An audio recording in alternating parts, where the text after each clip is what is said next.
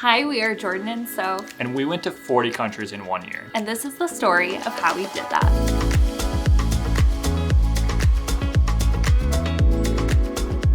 Let's rewind back to 2022 where we started planning for this trip. We had spent 3 years living in Alaska just working and saving just as much money, that way we could do this. Stay tuned to the end of the video to find out exactly how much it cost us. From our little mountainside home in Anchorage, we packed everything up and set out on a 64-hour road trip on the Alcan back to Minnesota, where we drove through the Yukon, a lot of the Canadian wilderness, and of course we made it to one of our favorite hiking spots, which was Banff National Park. Really loves you. I don't know how to hope. After scaling some mountains and even finding a natural hot spring on the side of a mountain, which was so cool, we finally made our way back to Minnesota, where we dropped off our few belongings with our parents, said goodbye, and flew from Minneapolis to Costa Rica, our first country of the year. We honestly were such baby travelers wandering around San Jose before we went to La Fortuna, Rio Celeste, and Puerto Viejo, which is a seaside coastal town that has black sand beaches.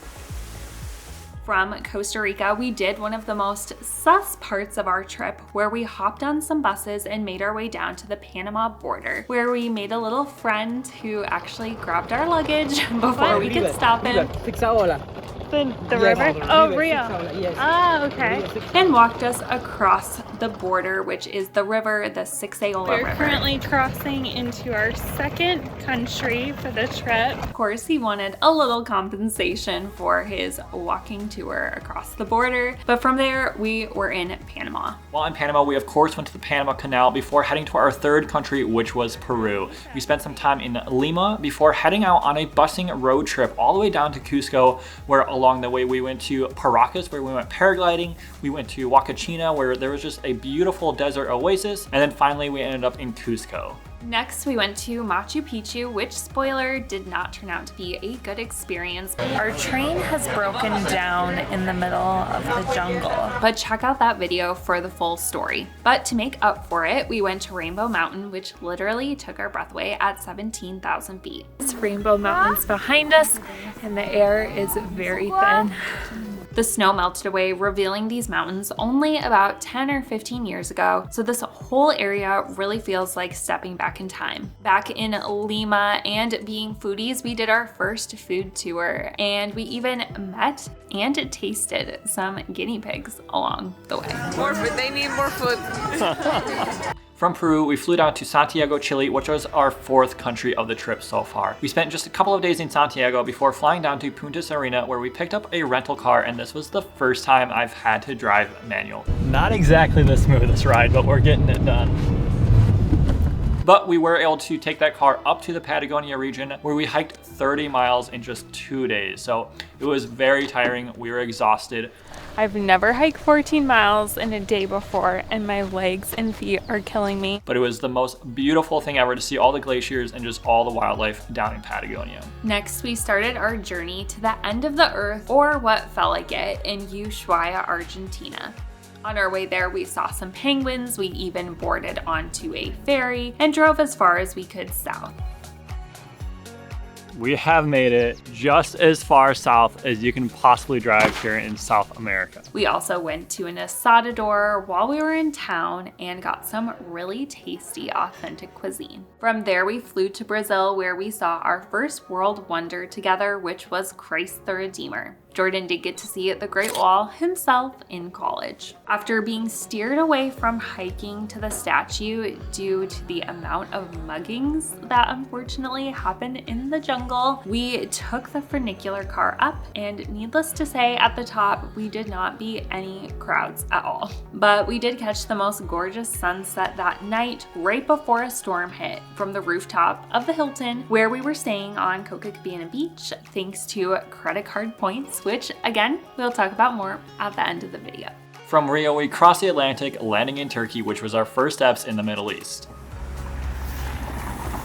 We loved our time there, doing a food tour. Oh, what is this? I don't know. Just this. Meeting lots of friendly cats, going to the famous Cappadocia where we stayed in a cave hotel, and shocker, went on a hot air balloon ride. We took a night train, which was a new experience for us, across the country for only $13, and explored the ancient city of Ephesus, where we had the best Turkish breakfast at the sweetest little boutique hotel. So after Turkey was Egypt. We don't want to be negative or ever put down a country, but this was definitely one of our less enjoyable tourist experiences.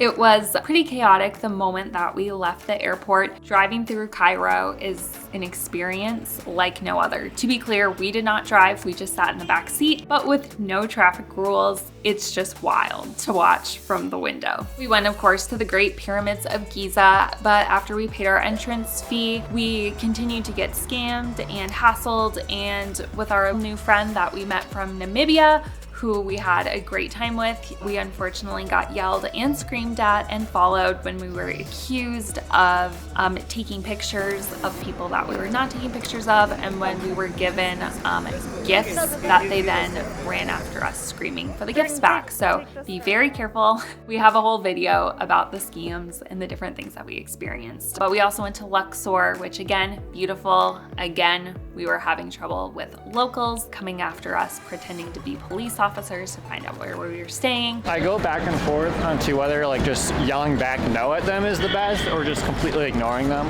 Right now I'm going back to the completely ignoring. I tried the saying no and it just didn't seem to work. Honestly, we could go on and on. We did meet some really kind and wonderful people. We tried some cuisine, which was the most unsavory single bite I took in the whole year. Was everything cow on the side of a road. I'm really scared. Let's trade places, Jordan. You try it. I already had the camera, so. I think I had cow stomach. Maybe it was brain, maybe it was tongue. We honestly don't know what we ate, but I gagged. It was a tough time. I don't know what else to say because I don't want to be negative, but I hope that in the future they can find a way to be more welcoming to tourists. From Egypt, we went to Israel for Christmas, and we started off by doing what now seems like one of the most bold things we did the entire trip. We got a rental car and we just started driving around Israel. First, we went up to the Dead Sea area. We checked that out. We went to Masada. It was a lot of fun. After the Dead Sea, we drove up to the Sea of Galilee, where we got to spend some time there. We went out on a boat onto the Sea of Galilee, and we got to worship with other Christians. That was honestly one of the best experiences of the year. And then we also checked out the little town of Capernaum. So next we went to Jerusalem, where we explored the entire old city and the surrounding area. At that time we were supposed to cross into Jordan, but due to some unrest, we had to stay in Jerusalem, which just resulted in us eating our weight in falafels, which we absolutely love. And then for Christmas Eve, we went to Bethlehem. We went to the supposed place where Jesus was born. We also went to the shepherd's field, which on the edge of Bethlehem, you can see Jerusalem, which is less than 10 miles away. So that was a really incredible experience to end our year. And then to kick off our new year, we flew to Dubai, where we watched the fireworks off of the Burj Khalifa and did a vintage Range Rover safari to celebrate Jordan's birthday. And we even went and watched a drone show. That ended the Middle East portion of our trip, and then we flew to the Philippines, where we checked out several different areas. First, we went to Manila, and then we went to Oslab, where we got to swim with the whale sharks, which was a ton of fun. And then from there, we went to El Nido and Quran, which are just like beach vibe towns where you just like hang out, snorkel, go boating. It was probably the best time of our entire trip, just hanging out in those two towns. For my birthday, we met up with Gilbert, who we were recommended in Quran to do the boat tour. Jordan learned how to free dive. We just snorkeled and had the absolute time of our lives, making the Philippines probably our favorite country of the year, wouldn't you say? I would. One of the top favorites, that's for sure. Next, we went on to Malaysia, where I met up with a college friend, and we hung out with her and her parents, who took us around the city and gave us a food tour as well. Before we went and spent a few days in the beautiful city of Singapore with, of course, the most amazing airport in the world. And then we took a flight over to Bali, where we started a really rough portion of our trip. It was beautiful there, but we got Bali belly, even though we were trying to be careful about the food. Thankfully, the doctors came to us and hooked us up to IVs because we were so dehydrated, and they put us on a ton of meds. As we were recovering, I discovered that I had a head full of lice, which I'm pretty sure I got from my motorbike helmet. This was probably the absolute low of the year for us, as we were weak and sick and had lice. But next was New Zealand. It was kind of like a nice relief from all of the craziness of Bali and the Philippines. However, unfortunately, we got there like right after some major floods went through. Cyclone Gabrielle has whipped up huge swells in the upper North Island today. We were hoping to do a lot of hiking along the coast up in the northern half. However, we could not because of all the floods. However, we still had a great time in New Zealand, getting to check out the Hobbiton and some beaches. And all in all, it was a great time before heading over to Australia. In Australia, we flew into Sydney and then we did the Gold Coast, ending in Cairns, where we went out and snorkeled on the Great Barrier Reef. See the buoy, and then look to the... and spent some time swimming along with the sea turtle. We also did a couple hikes in the area before hopping back on a flight to go up to Thailand. Our first stop in Thailand was Krabi, which is just like a very popular destination to go to kind of like get back to that beach vibe where you're just spending all day on boats and snorkeling. So that's what we did for the first couple of days before heading up to the northern half to Chiang Mai. In Chiang Mai, we did an incredible food tour. I'm Ice.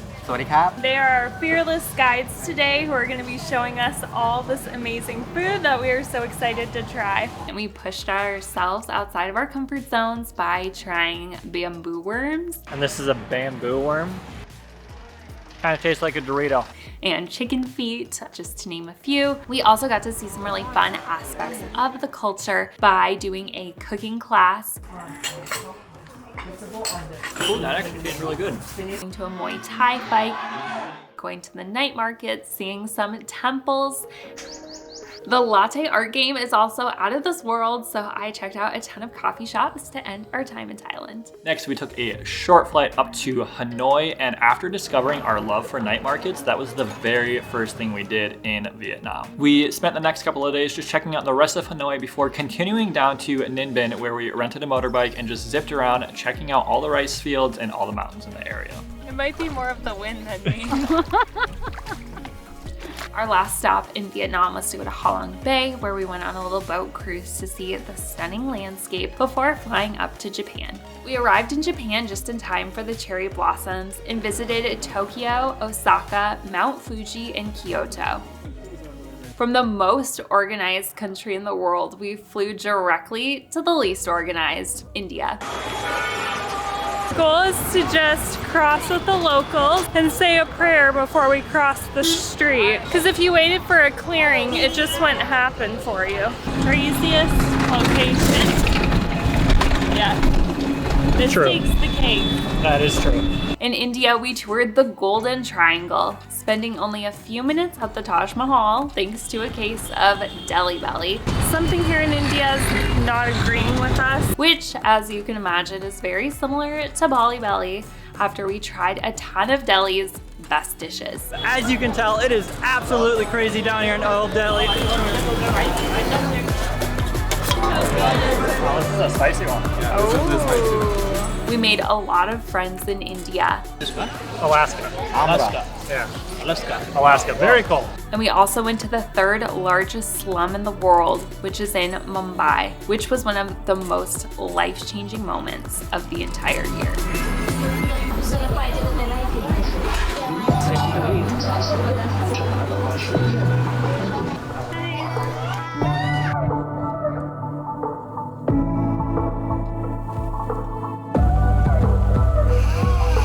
What's your name? Yeti. I'm Sophia. Nice to meet you. Nice to meet you. Saying goodbye to India, we flew up to Croatia to start our summer in Europe. We spent a couple of days in Croatia before going down to Montenegro. One of those places I had never heard of before we started to plan, but I'm so happy we ended up there because honestly it is an underrated place to visit. We have made it to the cheese shop. We're gonna go check it out. Looks like there's even pomegranate juice. Next, we met up with my brother Gabe in Greece. Hi, Jordan. How are you? This is my brother, Gabe. What are your first thoughts of Greece? Oh, I love it. Yeah? I really do. I love it here. Where we went to Milos, the island with 70 beaches that honestly feels like you're in a dream. We drove around the island for a week on four-wheelers and ate so much great food. You like it? It's so good. After the most incredible week in Milos, we parted ways in Athens and Jordan and I flew up to Albania, where we explored the country by car, starting in the city in Tirana and going all the way to the coast. Next, we went to Italy, where we went to the Amalfi Coast, Rome, the Vatican City, which is technically the smallest country in the world. We went to Venice. Is this even real right now? I don't know. Someone pinched me. Florence, Milan, and hiked in the Dolomites. And from there, we went right into our road trip through all of the 7 countries that the Alps span, including France, Switzerland, Italy, Liechtenstein, Austria, Germany, and Slovenia. We did so much hiking and have never been more exhausted in our entire lives. We even stayed on the side of a mountain at Ausher House. That is the most intricate lock I've ever had to unlock. Just wait till you see the wall. Oh. Oh, it's gonna be a chilly night. Oh my. You wanna move in?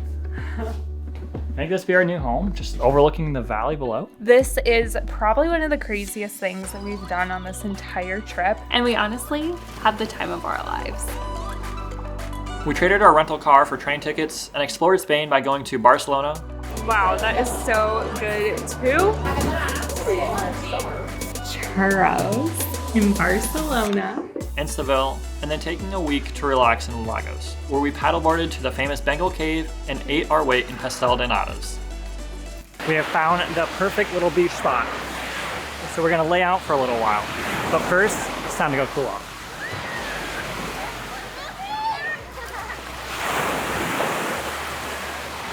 Next, we traded the beach for city life, spending a week in Paris, which growing up was the #1 place I always wanted to visit. So I felt like I was pretty much living in a dream. I can't believe this is real right now.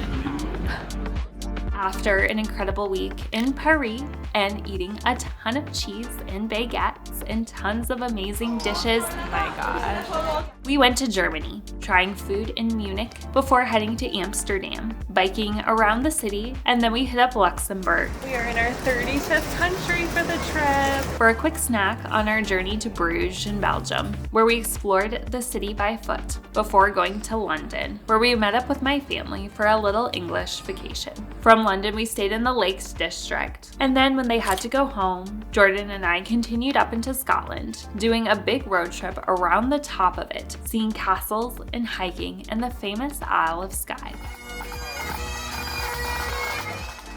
Ireland was next, where we started off our time by checking out the city of Dublin before picking up another rental car to start another road trip. We got to see the Cliffs of Moher, we kissed the Blarney Stone, and we just got to see a ton of the Irish countryside. For our final country, we flew into Iceland. We did a road trip around the entire island via the Ring Road and slept in a pop-up tent on top of our Jeep. We saw waterfalls and more waterfalls and more waterfalls. Honestly, Iceland blew us away with scenery that is so unreal that we would go back in a heartbeat. It was an incredible 8-day road trip, which ended in the capital of Reykjavik, doing one last food tour before flying home. We're back in the US of A. Now we just have to go see if they'll let us in.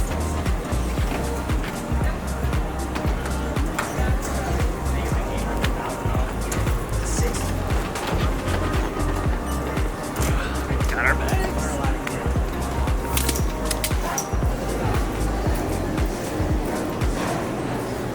We've made it. It's like 100 degrees and smoky out, so quite the welcome, but we've made it back to the US after a year.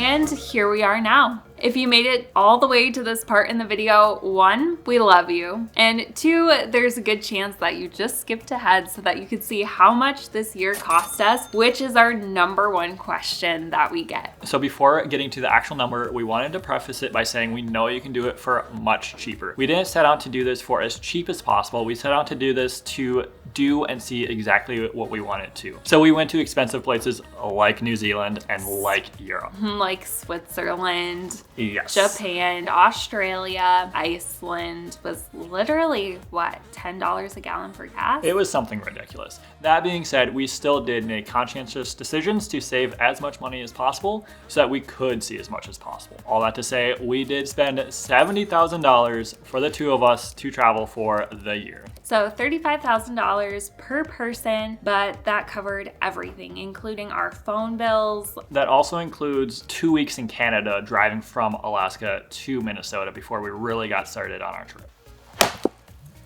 Just one more, I promise. While this number is high, you could definitely do it for half the cost if you stick to Southeast Asia, South America, some of those more cost-effective places to visit. Turkey also blew us away with how affordable it is, but what we also heavily relied on was credit card points. We signed up for several different credit cards before our travel, and we used those points to book flights, but more specifically to book hotels. There was definitely several times where we booked way more expensive hotels than we'd ever pay cash for just because we could use the points on them, such as our stay in Bali and our stay in Paris. We made it!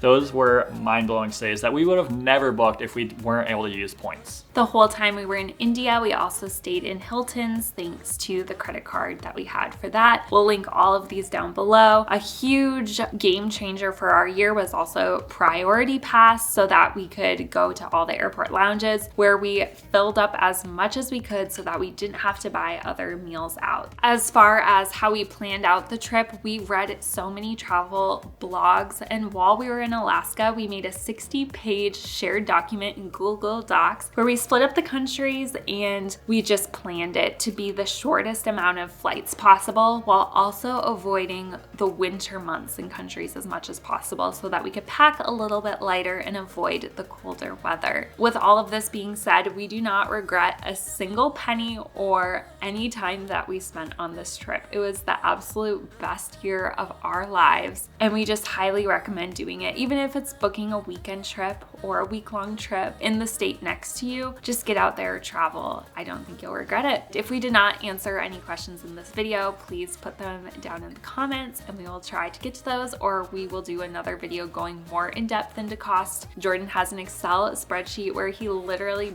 has everything broken down, everything kept track of as far as costs for the trip. So we are back in the US now. We don't know what the future holds for us, but we do have some trips planned and they are coming up and we are excited for them. So thank you so much from the bottom of our hearts for following along on this journey, and we will see you hopefully in the next one soon.